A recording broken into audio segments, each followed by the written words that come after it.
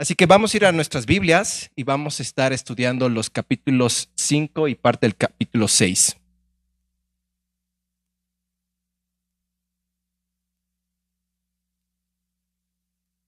El material preparado para esta noche, mis hermanos, es el siguiente.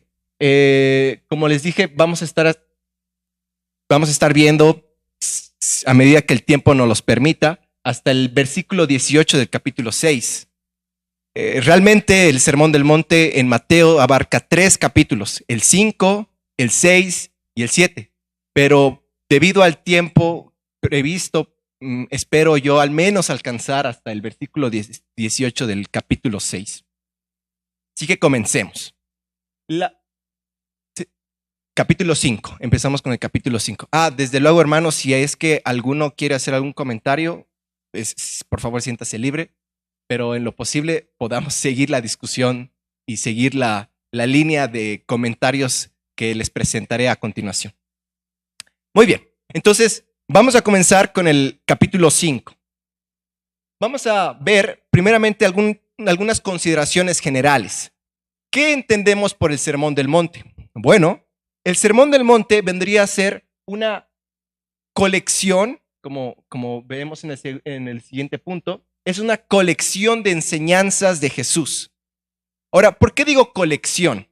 Porque ustedes podrán ver en el capítulo 6 de Lucas un paralelismo entre las enseñanzas de Jesús que se presentan en el Sermón del Monte con esas enseñanzas del capítulo 6. De hecho, en Lucas se conoce como el sermón de la llanura, sermón de la llanura o sermón de la planicie. Y eso lo podemos corroborar en las siguientes citas. Fíjense que el capítulo 5 empieza indicando el panorama. Jesús está hablando a la multitud y lo está haciendo en un lugar específico, el monte. De ahí viene el término sermón del monte, porque fue dado en el monte. Pero en Lucas se nos dice que era en un lugar llano. Por eso también la porción o la versión de Lucas se conoce como el sermón de la llanura, sermón de la planicie.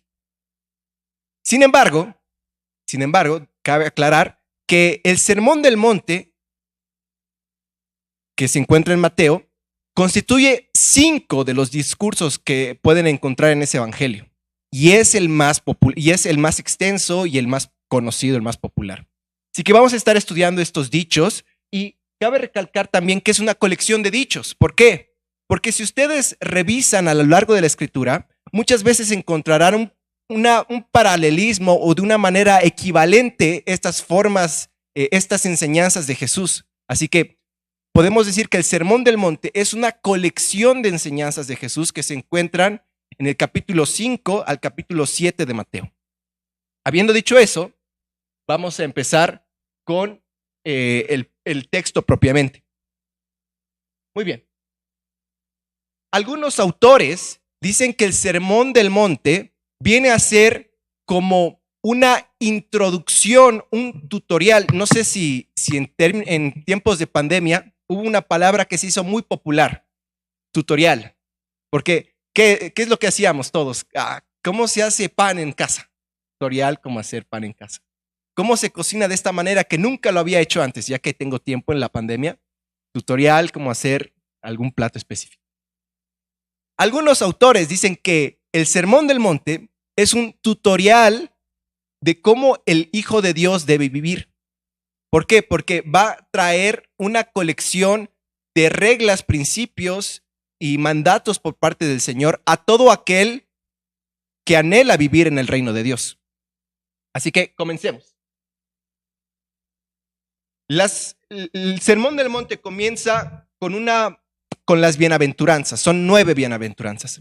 Ahora, me gustaría que encuentren el siguiente patrón en los versículos 3 al versículo 12 en sus Biblias. Van a poder encontrar un patrón, una fórmula. En estos versículos se encuentran las bienaventuranzas, pero van a poder encontrar este patrón. Fíjense, empezamos con bienaventurados. Luego la siguiente estructura que sigue es una condición terrenal. Por ejemplo, bienaventurados los pobres en espíritu, o bienaventurados los que lloran, alguna condición terrenal. Luego dice, pues, y luego va a dar una recompensa celestial. Entonces, este va a ser el patrón, esta va a ser la fórmula que van a seguir las 9 bienaventuranzas que nuestro Señor nos va a enseñar. Hay un patrón. Bienaventurados, una condición terrenal y luego una recompensa celestial. Entonces, comencemos. ¿Qué debemos entender por una bienaventuranza? ¿Quiénes son los bienaventurados? Bueno, ustedes se acuerdan que para los griegos había muchos tipos de amor, ¿verdad? No es lo mismo un amor ágape, es decir, un amor a Dios, que un amor eros, un amor entre pareja, entre un hombre y una mujer. Y ahí tenían muchos tipos de amor. Resulta que los griegos también sabían diferenciar entre tipos de bienaventuranzas. De hecho, la palabra bienaventuranza en el término griego más bien se traduce como felices. Un buen término equivalente a bienaventurados podrían ser felices. Entonces, para los griegos habían 2 tipos de felicidad. Les presento las alternativas: eudaimonia y macarios. Ahora, resulta aquí algo interesante. Eudaimonia reflejaba una felicidad terrenal, una felicidad superflua, una felicidad hasta un tanto egoísta. Esa era la connotación que tenía la palabra eudaimonia, era una felicidad placentera. Pero hay un contraste que es la palabra macarios, que también se traduce como felices, que tiene que ver su significado con una felicidad más allá de la humana, una felicidad divina. Y ahora aquí viene mi pregunta, mis hermanos. Ustedes tienen 2 opciones para escribir la palabra felicidad en griego. ¿Cuál creen que fue la elección del escritor de Mateo? ¿Eudaimonia, una felicidad terrenal, o macarios? Macarios. A pesar de ser Mateo, a pesar de ser persona que se caracterizaba por no ser una persona letrada, ¿verdad? Recuerden que el Evangelio de Mateo fue escrito en griego. Y a pesar de no ser una persona muy letrada, con mucha preparación académica, él escogió muy adecuadamente el mensaje, la palabra que quiere referirse, porque él utilizó macarios. Entonces, cuando hablemos y cuando estemos meditando acerca de estas bienaventuranzas, a nuestra mente tiene que venir este concepto: una felicidad divina, no una felicidad superflua, no una felicidad en términos de mi propio bienestar. Más bien se trata de una felicidad más allá de la humana. Con esto en mente, mis hermanos, vayamos a estudiar qué es la primera bienaventuranza. Entonces, identifiquen el patrón. Primeramente vienen los bienaventurados, luego viene la condición terrenal y luego vendrá la recompensa. Ahora, ¿cuál es la condición terrenal en la primera bienaventuranza? Los pobres en espíritu. Ahora, esto nos podría romper la cabeza, en principio. ¿Qué debemos entender por un pobre en espíritu? Bueno, permítanme interpretar la Biblia usando la Biblia, porque ese es el principio, unos principios clásicos de la hermenéutica, al que la Biblia interpreta la Biblia. Entonces, vamos a usar una parábola para interpretar a qué se está refiriendo con los pobres en espíritu. Dice que habían 2 hombres que subieron a orar, el fariseo y el recaudador de impuestos. Ya se lo saben la historia, así que para ahorrar tiempo yo se los voy a estar parafraseando, ¿no? Entonces, ¿cuál era la condición del recaudador de impuestos? Perdón, del fariseo. Señor, gracias porque no soy como ellos. Pero, ¿cuál era la condición del recaudador de impuestos? Dice que ni siquiera podía levantarse, ¿no? Que hasta lo último, y se golpeaba el pecho y decía: soy pecador, perdóname. Y la pregunta es, ¿no? ¿Quién fue justificado? El pobre en espíritu. ¿Por qué? Porque la pobreza en espíritu tiene que ver con aquella realización, con aquella forma de darse cuenta de que uno está en bancarrota. Cuando uno está en bancarrota, sí, espero que nadie haya quebrado, pero cuando uno está en bancarrota se da cuenta que tiene necesidad. y está desesperado y se da cuenta de su necesidad. Y cuando uno puede quedarse en bancarrota, puede quedarse sin dinero y estar tranquilo, seguramente no. Entonces, vamos a entender pobres en espíritu como aquella condición en la cual la persona se da cuenta de la necesidad profunda de Dios. Y va a estar claro en la Nueva Traducción Viviente, noten la versión NTV, que va a decir pobre en espíritu y va a interpretarlo de la siguiente manera, diciendo que se dan cuenta de la necesidad de Él.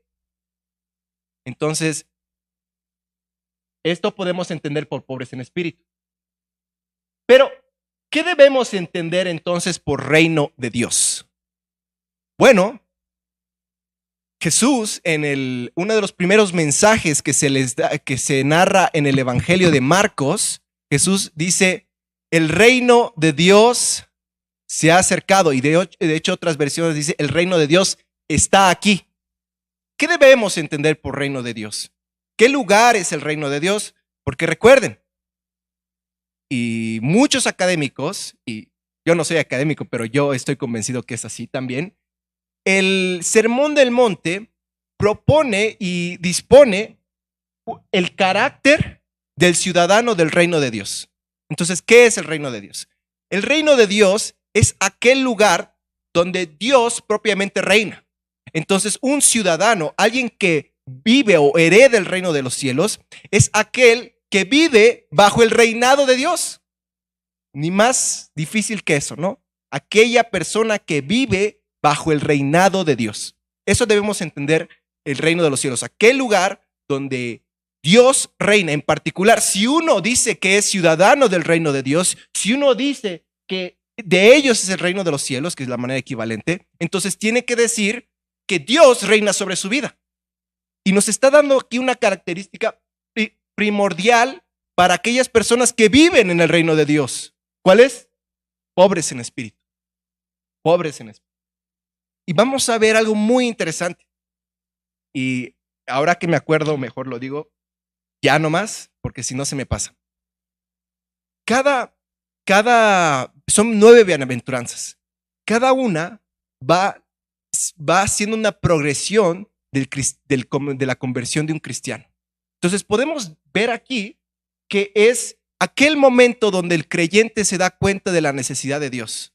Y vamos a ver que cada bienaventuranza va creciendo, va creciendo, va creciendo. Es una progresión en la conversión del creyente. Vayamos con la siguiente bienaventuranza. Dice así, bienaventurados los que lloran, pues ellos serán consolados. Noten de nuevo el patrón, la bienaventuranza, la condición terrenal y luego la recompensa celestial. Ahora, de nuevo, ¿qué debemos entender por aquellos que lloran? Es decir, yo si me pongo triste, entonces voy a ser consolado, así nomás. Si me pongo triste por cualquier motivo, voy a ser consolado por Dios. ¿Es el mensaje que quiere dar Jesús? Bueno, voy a interpretar la Biblia usando la Biblia. Y algo que lo puse aquí en las notas, pero no les comenté, es que el sermón, Mateo saben que cada evangelio tiene un destinatario específico, ¿sí? Por ejemplo, Lucas es para los griegos, para los gentiles. Mateo era para la comunidad judeo-cristiana. Entonces, Mateo asume que los lectores de su carta han de ser personas que tienen conocimiento o raíces judías.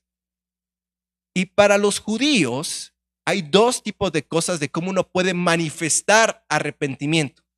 ¿Alguien ha escuchado de rasgarse las vestiduras o incluso llorar? Fijémonos en Joel, dice, por eso el Señor dice, vuélvanse a mí por completo mientras aún hay tiempo, háganlo con ayuno, llanto. Entonces, para la costumbre judía, el llanto, el llorar, muchas veces representaba o era sinónimo, de manera poética, como un arrepentimiento verdadero. Entonces, noten la progresión que les comentaba de la conversión del cristiano. Se da cuenta de la necesidad de Dios, hay un arrepentimiento, ¿verdad?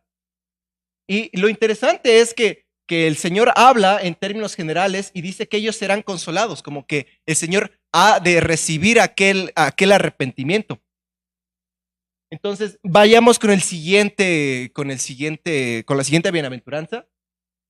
De nuevo, pueden identificar el patrón que les comento y van a ver que hay una condición, aquellos que han creído verdaderamente en el Señor, aquellos que se han arrepentido, y son los humildes. Y fijémonos en el Salmo 37 del 9 al 11, dice, porque los malvados serán destruidos, pero los que confían en el Señor heredarán la tierra, vivirán tranquilamente. Solo un breve tiempo y los malvados desaparecerán. Inútilmente los buscarán. Los que se humillan delante del Señor heredarán la tierra y vivirán tranquilamente. Nuestro Señor está interpretando los salmos. Está interpretando los salmos y le está dando una interpretación más profunda. Nos está diciendo de que esta es una característica esencial de las personas que viven o heredan el reino de los cielos, la humildad. Y algo, les voy a ir comentando algunas cosas a medida que me voy acordando, y es que algunos creen que las bienaventuranzas son el esqueleto central del Sermón del Monte.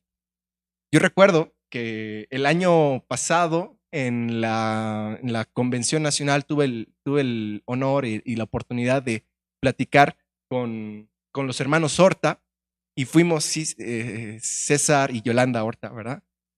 Sí, y fuimos, me invitaron a un evento de jóvenes en su iglesia y el pastor Ezequiel, su pastor, él estaba haciendo, en ese momento se encontraba haciendo un doctorado. Adivinen en qué. En el Sermón del Monte. Para él, en su doctorado, como el Sermón del Monte, él afirmaba que el mensaje esencial de Jesús son las bienaventuranzas. Y no es una opinión ajena, disjunta a lo que yo he podido encontrar en internet y en los libros, pero también las bienaventuranzas no solamente son consideradas como una postura son el eje central del Sermón del Monte. Otra postura es que las bienaventuranzas son la introducción al sermón. Es la parte introductoria. Jesús va a usar estas enseñanzas para dar todo su mensaje. Entonces lo pueden ver las bienaventuranzas como la estructura esencial del Sermón del Monte, o lo pueden ver, que es igualmente de válido, como una introducción en la cual Jesús va a estar referenciando sus enseñanzas a las bienaventuranzas. Y espero que el tiempo nos apremie y podamos ver en ese sentido por qué las bienaventuranzas son importantes para las enseñanzas de Jesús. Porque Él va a usar lo que ya ha enseñado en las bienaventuranzas para interpretar la ley, por ejemplo. Muy bien. Entonces, avancemos. Vamos con la cuarta. Bienaventurados los que tienen hambre y sed de justicia, porque ellos serán saciados. Recuerden, aquí ya en términos generales, las bienaventuranzas también ya nos están hablando de esta progresión del creyente, de la conversión. Empieza con la necesidad, darse cuenta de la necesidad de Dios, el arrepentimiento, y luego empezamos a ver este patrón en el comportamiento. Por eso yo titulé esta parte el carácter del ciudadano del reino de Dios, porque te va indicando cómo debe portarse, qué características tiene el Hijo de Dios. Entonces vemos que es hambre y sed de justicia. Y de hecho hay una parábola que no la puse aquí, pero Jesús muchas veces enseña las mismas cosas usando parábolas, usando dichos, y les voy a comentar cómo es que Jesús habla acerca de este hambre y sed de justicia. Ustedes, si gustan, pueden leer el versículo, pero Jesús habla una parábola. ¿Se acuerdan del juez, el juez injusto? Que había una mujer, ¿verdad? Que había un juez que no tenía miedo a nadie, ni a Dios, pero había una mujer muy, muy, muy persistente y quería que se le haga justicia, una viuda, de hecho, todavía en condición peor. Y por tanto insistir, se le fue hecha justicia. Y la enseñanza de Jesús en esa parábola era de que nosotros debemos clamar por justicia, porque se haga justicia en nuestra tierra. Recientemente hubo este este incidente, ¿verdad? Allá en Uruapan. ¿Y cuál sería nuestra condición como creyentes? Pues el Señor espera que clamemos y oremos por justicia. Y nos está diciendo que una de las características de los que viven en el reino de Dios son justamente los que tienen hambre y sed de justicia. Muy bien. A partir de aquí vamos a ir más rápido con las bienaventuranzas, porque hay otro material que me gustaría compartir. Sin lugar a duda, podrían agarrar dos versículos del Sermón del Monte, o sea, dos versículos consecutivos, ¿no? El 9 y el 10, ¿no? Y pueden encontrar un sermón completo con nada más con esos dos versículos. Así de profundos son las enseñanzas de Jesús. Muy bien, avancemos. Bienaventurados los misericordiosos, porque ellos recibirán misericordia. Entonces, aquí la característica que nos presenta del Hijo de Dios, ¿cuál es? La misericordia. Luego nos va a hablar del limpio corazón, porque ellos verán a Dios, y de hecho, el autor de Hebreos, que también su mensaje era a una comunidad judía, estará hablando de este mismo mensaje. Luego las siguientes son los pacificadores, luego son los que son perseguidos, la persecución, y de manera equivalente, bueno, de manera parecida son los que sufren penalidades por causa del Señor, ¿no? Los que son insultados, los que son perseguidos. Y esas son las 9 bienaventuranzas. No tenemos mucho tiempo para estar estudiando todas, pero me gustaría que se queden con la siguiente idea. Si se olvidan esto de las bienaventuranzas, quiero que se acuerden al menos esta parte, que las bienaventuranzas son parte esencial del mensaje del Señor en el Sermón del Monte y nos revelan características esenciales del creyente. Muy bien. Entonces, finalizando las bienaventuranzas, ¿cuántas eran? 9. Vayamos a la siguiente porción que nos habla Jesús. Van a ser acerca de la sal y la luz. En el versículo 13 habla acerca de la sal, seguramente ya lo escucharon. Y en el versículo 14 al 16 va a hablar acerca de la luz. Pero noten aquí el siguiente patrón. Jesús nos había estado hablando sobre qué. ¿Cómo debe ser el creyente en términos en recompensa? O sea, condición terrenal, recompensa celestial. Pero ahora nos da un mandato y nos habla acerca de que debemos ser sal, que debemos ser luz. Y en estas dos, en el versículo 13, el punto clave que nos da nuestro Señor Jesucristo es que la sal tiene la habilidad de ser diferenciadora. ¿Por qué? Porque la sal da sabor. Y si no tienes esa componente diferenciador, es en vano. No sirve la sal. Ese es el punto de Jesús, de que si ese factor diferencial es quitado, pues se vuelve vana. Y justamente nos dice que nosotros somos así. Y qué terrible para el creyente que es que esa parte diferenciadora, que se supone que ser hijos de luz por medio de nuestras obras que deben glorificar a Dios, si perdemos esa parte esencial, qué terrible. Dice que es vana. Y esto va a estar de la mano con la enseñanza de Santiago, que se acuerdan que decía que la fe sin obras es muerta. Entonces, es un mandato y un llamado de parte de Jesús, y creo que por extensión a cada uno de nosotros, a ser diferenciadores. Cuando piensen en la sal, aquí el Señor nos invita a pensar de que si perdemos esa parte característica esencial que nos diferencia como hijos de Dios, pues nuestra fe es vana. Y de la misma manera va y habla acerca de la luz. A mí me gustaría resaltar el último versículo, el versículo 16. ¿Alguien puede leer el versículo 16? Sí.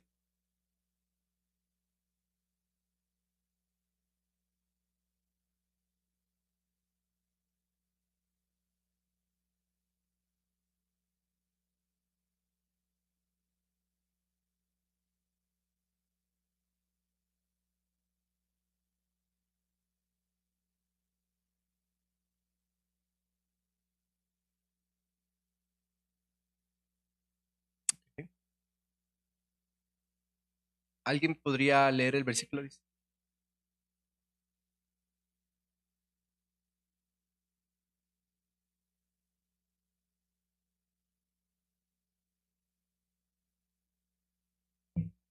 Qué impresionante.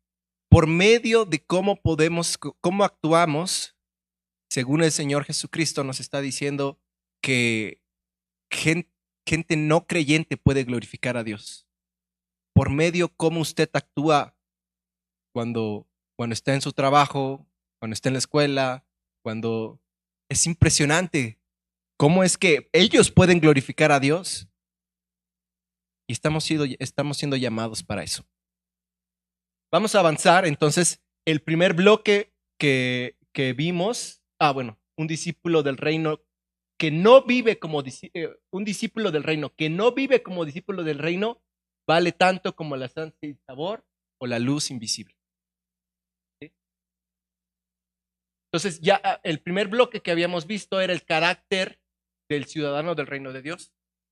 Esto lo habíamos visto con las 9 bienaventuranzas y las 2 analogías, la sal y la luz. Ahora vamos a proceder a una parte más extensa que es acerca de la ley. Jesús va a ser algo impresionante, interesante y espero que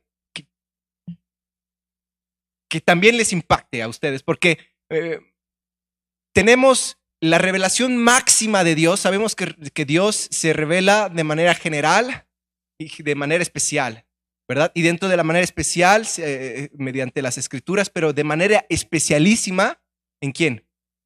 En Jesús, ¿verdad? Entonces, vamos a ver esta revelación especialísima de Dios interpretando la revelación especial, que es la escritura.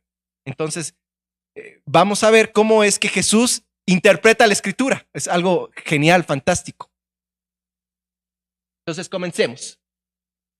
Bueno, el versículo, se los voy a leer desde aquí. Dice, no piensen que he venido para poner fin a la ley o a los profetas. No he venido para poner fin, sino para cumplir. Porque en verdad les digo que hasta que pasen el cielo y la tierra, no se perderá ni la letra más pequeña ni una tilde de la ley hasta que todo se cumpla. Cualquiera, pues, que anule uno solo de estos mandamientos, aún los más pequeños, y así lo enseña a otros, será llamado muy pequeño en el reino de los cielos. Pero cualquiera que los guarde y los enseñe, este será llamado grande en el reino de los cielos. Porque les digo a ustedes que su justicia no supera la de los escribas y los fariseos, no entrarán en el reino de los cielos. Ahora, Jesús no está hablando aquí acerca de una salvación meramente por obras. Jesús está hablando aquí de una salvación por fe, pero que se manifiesta en obras. Porque les presento el siguiente diagrama. Miren, esta es la escritura, ¿no? Uno pueden pensarlo como un rectángulo, ¿verdad? Y esta es como el entendimiento de la escritura, la interpretación de la escritura. Entonces, si nos vamos más arriba, es decir, si añadimos a la escritura algo más, ¿qué nos volvemos? Legalistas. Porque estamos diciendo algo que Dios no dijo. Estamos dando una ley que Dios no dio. Eso nos convierte en legalistas. Pero si al contrario quitamos algo, vamos más abajo de la escritura y empezamos a quitar cosas de la Biblia, no, a Dios no le importa eso, ¿no? ¿Qué nos volvemos? Liberales. Entonces, algo que caracterizaba a los escribas, a los fariseos, era el legalismo. Pero sin embargo, hay que tener en cuenta que tenemos como un problema, tenemos que encontrar el justo equilibrio en la escritura. Entonces, cuando Jesús va a venir a hablar aquí, en las siguientes lecturas que vamos a hacer, vamos a ver esencialmente una especie de legalismo. Una especie de legalismo y en alguna parte aparece un liberalismo también. Así que comencemos con la primera de ellas. Y algo aquí se me iba. Y, ajá. Jesús está hablando de 6 antítesis o contramensajes. Permítame explicarle a qué me refiero con eso. Usted tiene un mensaje y enseña un mensaje, y una antítesis es un mensaje que va en contra o en oposición con aquel mensaje que se está compartiendo. Entonces, vamos a ver aquí algo interesante con Jesús, porque va a estar hablando de un mensaje y un contramensaje. En un libro que hace estudio del Sermón del Monte, los llama las antítesis, son 6 antítesis. La primera de ellos, o los 6 contramensajes, si quieren entenderlo de esa manera, el primer contramensaje, ¿cuál es? Es el homicidio. ¿Cuál era el entendimiento de aquellas personas acerca del homicidio? Exactamente. Ahora, noten que Jesús no dice, bueno, en algunas partes se sobreentiende que sí, otras partes que no, van a ver más adelante, que Jesús no dije, y esto está escrito, como el diablo, no dice, escrito está. Jesús no dice, ustedes leyeron que escrito está, ¿no? Sino dice, ustedes oyeron. La característica que es oyeron. En muchas situaciones, el oír, es decir, la tradición oral, no es fidedigna. Entonces, mis padres me enseñan una cosa y a medida que las generaciones pasan, esa enseñanza puede perturbarse. Y como les mostraba ahí en la línea de escritura, liberalismo, legalismo, ¿verdad? Y hay un problema. Algo así sucedía en esos tiempos. Algo de esta manera sucedía, ¿no? Tienen la escritura y mediante la tradición oral, es decir, mediante las enseñanzas del padre al hijo y así sucesivamente, muchas veces sucedía esto. Entonces Jesús va a venir, primeramente dice, yo no voy a abolir la ley, sino la voy a cumplir. Segundo, Jesús va a hablar acerca de 6 contramensajes. El primero que estábamos leyendo es el homicidio. ¿Qué se dijo del homicidio? No matarás. Ahora, pero aquí sucedía algo que los fariseos hacían que yo llamo llevar la ley al límite. Miren, de la siguiente manera. Puede ser que yo me llevo muy mal con fulanito. Y puede ser que yo esté tan enojado que deseos de hacerle daño a mí no me falten. Pero puede ser incluso que tenga, como esté tan enojado con fulanito, yo tenga yo lo insulte y denigre su dignidad por medio de mis palabras. Entonces, técnicamente, no estoy matándole, o sea, no estoy cometiendo homicidio, ¿verdad? ¿Verdad? O sea, no estoy cometiendo homicidio porque no estoy matando a nadie. O sea, la ley, en teoría, no debería aplicarse a mí porque yo no he cometido ningún homicidio.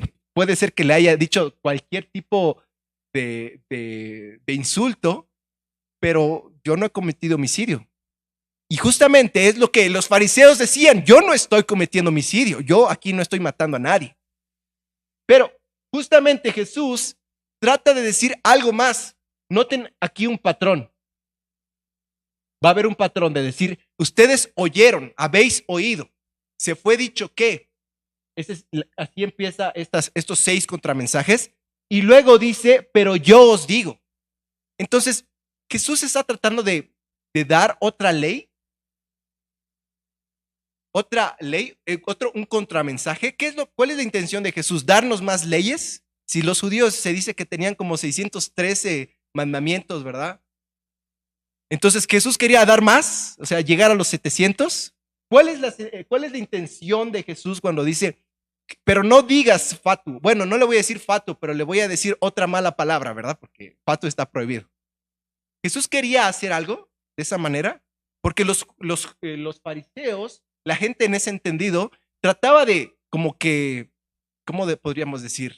Engañar al sistema, ¿no? Quería engañar a la ley y decir, bueno, yo no estoy matando aquí a nadie, pero mira, sí le voy a decir estas cosas terribles. Entonces, les quiero interpretar estas cosas que les estoy diciendo mediante este diagrama, esta imagen. Entonces, miren, naturalmente, si yo les pregunto, si ustedes no vieran el objeto que está en el medio, no vieran el cilindro, y se van a la pared naranja, la proyección de ese objeto, ¿qué sería? Un cuadrado, un rectángulo. Pero si se van a la pared azul, un círculo, ¿verdad? Entonces, para una persona, el objeto que está aquí en el medio, el cilindro, si le preguntan, oye, ¿qué es el objeto que está en el centro? Ah, mira, parece que es un cuadrado, porque aquí aparece un cuadrado. Pero si le preguntan al de la pared azul, a lo mejor les va a decir, no, parece que es un círculo o una esfera, una... Sí. Entonces, parece que los judíos estaban interpretando el objeto del medio a partir de esa pared en la que se encontraban.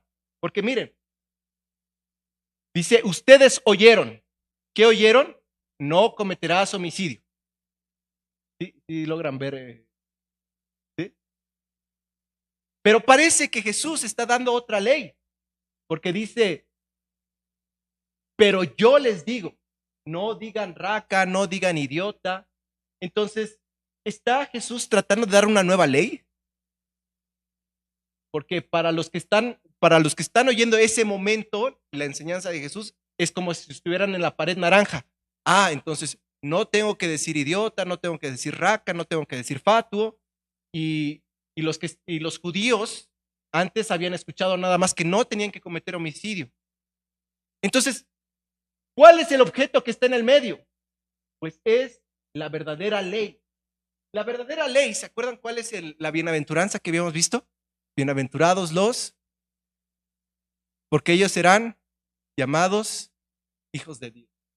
Entonces, fíjense, lo que Jesús está haciendo es que está mostrándoles que no se trata de ser un homicida o no un homicida, que no se trata de ser alguien que maldice o que no maldice, sino se trata de ser un pacificador.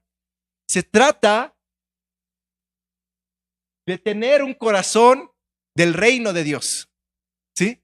Entonces, Jesús está enseñando algo más profundo. No se está basando en ustedes no hagan esto, no se está basando en legalismos, no se está basando en que ustedes no hagan esto, no hagan aquello, sino Jesús está basando su enseñanza en que ustedes deben cambiar. Ustedes deben cambiar desde lo profundo de su corazón. ¿Y qué es eso? Ser pacificador. Entonces, alguien podría decir, entonces Jesús ¿se contradice o no contradice la ley o no la contradice? No, porque el significado de la ley no era simplemente que no había que matar. El significado de la ley era tratar a los demás como la imagen de Dios. Entonces, cuando Dios da este mandato de no cometerás homicidio, no es simplemente que Dios no quería que no nos matemos entre nosotros, sino Dios quería que tratemos a la otra persona, a nuestro semejante, como imagen de Dios, como reflejo de Dios. Entonces Jesús no es que esté enseñando una nueva ley, sino que está enseñando la intención del Padre cuando dio la ley a los judíos. Entonces este es el contramensaje, que por un momento los judíos escuchan, no cometerás adulterio, y Jesús presenta otro mensaje. Ustedes no solamente no deben cometer adulterio, sino es que no deben, podríamos decir así, insultar a sus semejantes, pero no se trata solamente de insultar o matar, sino se trata de ser pacificadores. Porque está hablando, y eso no lo mencioné, ¿a quién está dirigido el Sermón del Monte? Dice, ¿a quién estaba hablando? A sus discípulos. Sus discípulos. Dice que había una multitud y Jesús empieza a hablar a sus discípulos y muchos lo escuchaban, pero estaba orientado a sus discípulos. Muy bien. El segundo contramensaje es acerca del adulterio. Ustedes, fíjense el patrón, ustedes oyeron que no cometerás adulterio. Pero, ¿qué es lo que dice Jesús? Dice, cualquiera que mira con codicia a una mujer, ya adulteró en su corazón. Y el segundo es también cualquiera que repudie, es decir, el divorcio, dice que que si alguien quiere divorciarse, tiene que dar carta de divorcio, es decir, tiene que seguir un protocolo. Pero Jesús dice que el que se divorcia, salvo infidelidad, comete adulterio. Entonces, por un lado está el mensaje que habían escuchado antes, no cometerás adulterio. Pero por otro lado, Jesús está hablando acerca de no mires a una mujer con codicia. Entonces parece que hay un mensaje, un contramensaje y parece que están chocando, ¿no? Y parece que Jesús está dando una nueva ley. Pero como nuestro diagrama, aquí lo pueden ver, no se trata de que no debemos ser simplemente lujuriosos, no se trata de que no debemos ser adúlteros, sino se trata de que tenemos que tener pureza en el corazón. ¿Se acuerdan la bienaventuranza? Bienaventurados los de limpio corazón. ¿Sí? Entonces, ahí les digo el ejemplo de que las bienaventuranzas o pueden ser entendidas como la estructura esencial del Sermón del Monte o pueden ser como una introducción para todo lo que Jesús va a desarrollar después. Entonces, esa es la intención. No se trata de que, no, nada más no tengo que cometer adulterio o, nada más no tengo que tener lujuria, sino se trata de una pureza en el corazón. Y así podemos ir son 6 contramensajes, apenas vamos 2, y por el tiempo me voy a saltar los que restan. El otro es, bueno, ya vimos el homicidio, ya vimos el adulterio, ya vimos el divorcio, ahora vamos a ver los falsos juramentos y vamos a ver que no se trata simplemente de jurar o jurar falsamente, porque Jesús les dice, ustedes no deben jurar, ¿verdad? Y luego jurar falsamente, o sí se permitía jurar, pero no jurar falsamente. Se podía jurar, por ejemplo, por el templo de Dios, pero no se podía jurar por Dios, pero sí por su templo. Entonces Jesús no dice que simplemente no es necesario jurar, porque que tu sí sea sí, que tu no sea no, ¿verdad? Quiere hablar, Jesús nos habla acerca de la honestidad y el quinto mensaje y contramensaje es la venganza. Y no se trata de dar la otra mejilla o simplemente no se trata del ojo por ojo, ni dar la otra mejilla, sino se trata de misericordia, porque ¿se acuerdan que decía la bienaventuranza?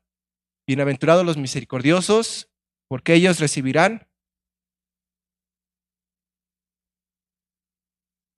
Y creo que es algo, ¿puedo decirlo? No tengo mucho, pero si les pregunto, ¿qué lado, con qué mejilla había que alcanzarla? A ver, déjenme leerles precisamente el versículo. Sí.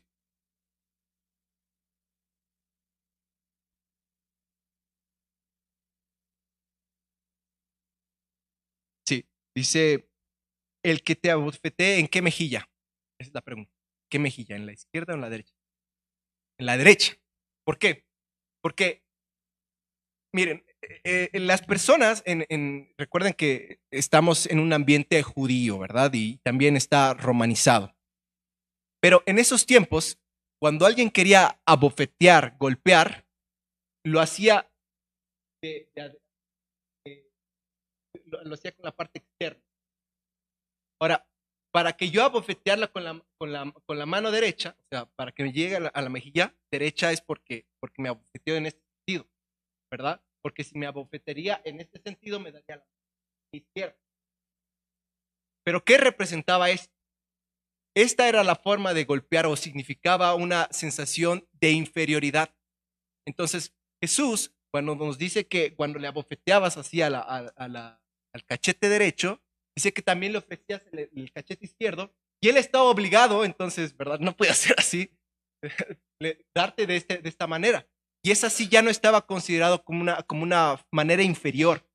Entonces Jesús lo que nos habla y nos dice aquí es que tenemos que ser, pues, forzarlo a que te trate de una manera de igual a igual. Y esto va a estar reflejado con la otra enseñanza. Por ejemplo, dice, cuando el que te pida que le acompañes 1 milla, ve y acompáñale 2. Porque en la comunidad romana, los romanos estaban por ley permitidos obligar a cualquier judío pedirle que te acompañe 1 milla. Pero si tú ibas y le acompañabas 2 millas, ¿eso qué quería decir? Que ya no estabas en condición de un judío como alguien inferior, sino él tenía que verte obligado como un amigo. Entonces, la postura que nos enseña a hacer aquí Jesús es un manso, pero no menso, ¿verdad? Tenemos que ser mansos, pero no mensos. Y no tengo mucho tiempo, pero realmente quiero compartir esta experiencia. Yo recuerdo que cuando estaba en el colegio, asistí a un colegio católico. Yo asistí al Colegio La Salle, allá en Bolivia. Y yo recuerdo que había un compañero y se nos daba las lecturas bíblicas todos los lunes. Y un compañero era un colegio particular. Y esto es importante. ¿Por qué? Porque en el recreo, recuerdo que él se me acercó ese día. No me acuerdo qué lectura. Era algo así de dar al que te lo pida, algo así. Y él decía, tú eres cristiano, ¿verdad? Tengo hambre, págame mi comida. Pero él tenía, y les digo, era un colegio particular, o sea, las cosas estaban un poco caras, ¿verdad? Y además, él venía de una familia económicamente más poderosa que la mía, así. Pero él me pedía que le dé comida. Y estaba utilizando un versículo de la Biblia que habíamos leído esa mañana para exigirme que yo le pague su recreo. Ahora, ¿cuál sería la respuesta de Jesús? Cada vez que Él me pida, entonces, no, puede ser cada día, ¿no? Y entonces cada recreo que me dé mi mamá, le tengo que dar a Él porque Él tiene hambre y Él me lo pide. Bueno, la postura de la Biblia, cuando habla acerca de dar, es cuando hagas banquete, invita a los que no pueden devolverte el banquete. Porque no vas a ser recompensado, porque si invitas a los que pueden devolverte el banquete, vas a ser recompensado en la tierra. Pero si no, vas a ser recompensado en el cielo. Entonces, esa es la postura de Jesús. No es nada más al que te da o al que te pide, sino es darse cuenta a aquella persona que de verdad pide porque no tiene. Ese es el mensaje central de Jesús, el enfocarse en los pobres, en las personas que necesitan. Entonces, de esta manera vemos que el Señor nos llama a una actitud de amor, pero revoltosa, que hace una revolución, ¿verdad? Porque hace de una manera que le obliga a la otra persona a tratarnos como si igual. Ese era el sentido de bofetear, o ese era el sentido de pedirle que te lleve la segunda milla, o pedirle obligar o ir a la segunda milla con él. Y algo, no tengo mucho tiempo, pero algo análogo sucede cuando alguien te pide una capa. Algo de manera análoga. Bien, entonces esta era el quinto contramensaje y vamos a ver el último.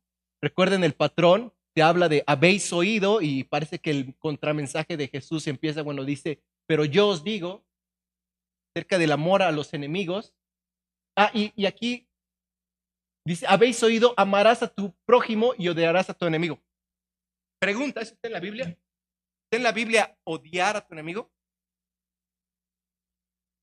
No está en la Biblia. Lo que sucede es que los fariseos interpretaban la escritura, ellos se basaban en la tradición oral, o sea, ellos aumentaban cosas a la Biblia. ¿Por qué? Porque según ellos no querían pecar, entonces digo, bueno, entonces voy a aumentar más cosas para no quebrantar la ley. Pero al aumentar más cosas, ¿verdad? Quebrantaban la ley, paradójicamente. Entonces, ¿cuál es el mensaje esencial de Jesús en esta enseñanza? Se trata del amor. El amor. No se trata de odiar al enemigo, no se trata nada más de orar por nuestros enemigos, porque uno podría orar y ya. Pero se trata de que realmente haya amor. Y espero que con estos 6 contramensajes podamos ver que hay un patrón, algo que se dijo, algo que Jesús parece enseñar o algo que Jesús enseña, pero todo está en el centro de un cambio interno, de un carácter formado a la imagen de Cristo. Ese es el mensaje principal de estos 6 contramensajes. No se trata de dar nuevas leyes, no es que Jesús está diciendo, ahora mirar lujuria. No, se trata de que Jesús espera un cambio profundo, un cambio interno. Y finalmente, para terminar, vamos a ir con los últimos, bueno, no con los últimos, sino con los primeros 18 versículos del capítulo capítulo 6 de Mateo. Y esto es lo que podemos llamar expresiones de perfección. Algo que no mencioné, pero el versículo 48 termina con una declaración importantísima. Y es un dato, bueno, un dato necesario de expresarlo.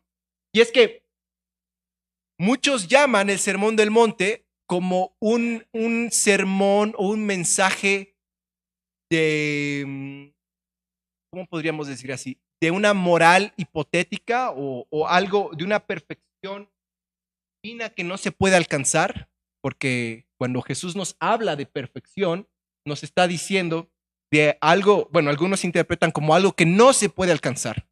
Jesús nos llama a algo que no se puede alcanzar. No es la intención mía aquí eso, pero me gustaría que se lleven la idea de que algunos creen que el Sermón del Monte habla acerca de una moral idílica, un carácter, una transformación idílica, o que solamente se puede llegar a esa transformación cuando el Señor nos termine de perfeccionar allá en la gloria. Hay otros que dicen que no, que es posible mediante la renovación del Espíritu Santo. Mi intención no es entrar en debate, pero bueno, ese es el dato que quería decir. Y hablamos de perfección porque vamos a ver que este versículo, desde mi punto de vista, ojo, y algún libro que consulté también, si alguien me pregunta cuál es el mensaje esencial del Sermón del Monte, bueno, yo no creo que sean las bienaventuranzas, sino yo diría el versículo 48 del capítulo 5. De por tanto, sed vosotros perfectos, padres celestiales. Yo considero, y los libros que también he consultado, también muchos están de acuerdo de que el mensaje principal del Sermón del Monte es que el creyente transforme su vida, su corazón a la imagen de Cristo. Ahora sí, entonces hablemos de este tipo de perfecciones que se refiere Jesús, porque aquí nuestro Señor nos habla y nos habla acerca de la perfección. Ahora, ¿qué debemos entender por ser perfectos? Y eso es lo que vamos a ver a continuación. Expresiones de perfección. Empezamos entonces con una descripción gráfica de lo que podemos decir niveles de una acción. Yo les pediría que realicen una acción. Ustedes pueden hacerlo o no hacerlo directamente. Entonces, el nivel externo de una acción es su realización, si se omite o si se comete. Entonces, eso es lo que decimos la realización de una acción. Si se omite o se comete aquella acción. El segundo nivel de una acción es la forma como se realiza la acción. O sea, muy bien, ya lo cometiste. Ahora, ¿cómo fue la forma que lo cometiste? ¿Sí? ¿Cómo fue la forma como lo cometiste? Podríamos decir que es el segundo nivel. Es un nivel más profundo que el tercero. Y el primer nivel de una acción, ¿cuál será? La motivación de la acción. Entonces, en principio hablamos de una acción.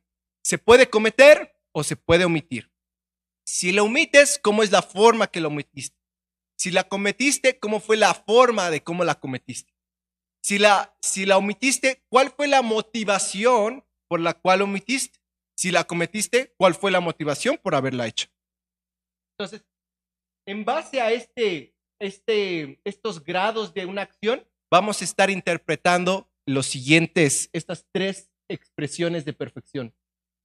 A continuación, empezamos con las limosnas, luego la oración, y la otra es oración, las limosnas y el ayuno. Sí. Y vamos a ver que a Jesús le importa todo. Desde luego que muchas veces nosotros solamente podemos ver hasta la forma, ¿no? Pero la motivación ya no lo podemos ver. Entonces, vayamos ahí. Desde el versículo 1 al 4 se nos habla acerca de la limosna. El ejemplo aquí de aquellos que cometen dar limosna son los fariseos. Pero ¿cómo era la forma que ellos cometían el dar limosna? Pues nos dice que ellos, ¿qué hacían? Ellos hacían tocar trompetas delante de ellos. Para que todos vean, miren, miren, estoy dando limosnas, estoy dando limosnas. Entonces, pregunta, volvamos a nuestro diagrama anterior. ¿Están realizando la acción? Sí.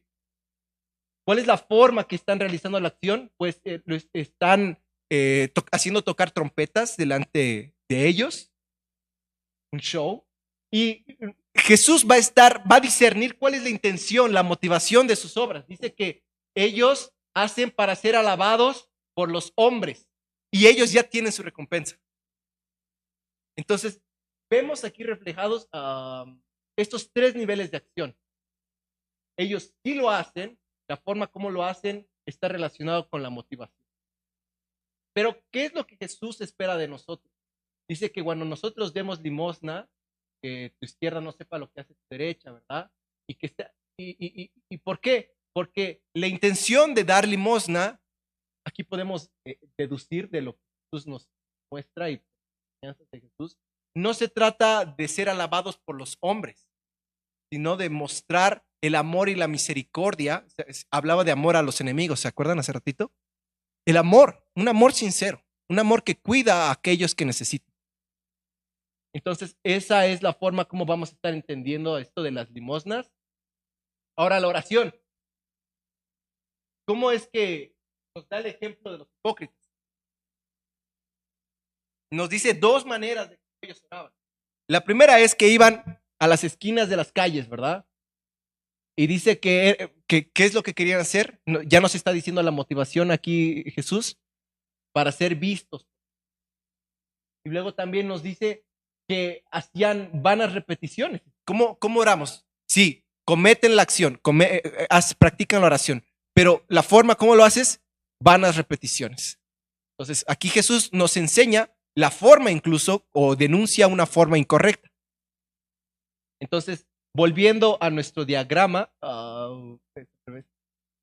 nos habla acerca de realizar la acción, la oración, sí, nos habla la forma como debemos realizar la acción y nos va a dar el ejemplo. ¿Cuál es el ejemplo que Jesús nos da? Ese es un ejemplo, la forma como hacer, pero nos da el molde perfecto de una oración, Padre Nuestro.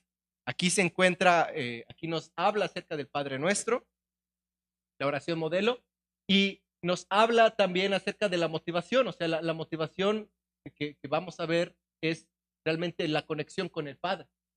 Y la última expresión de perfección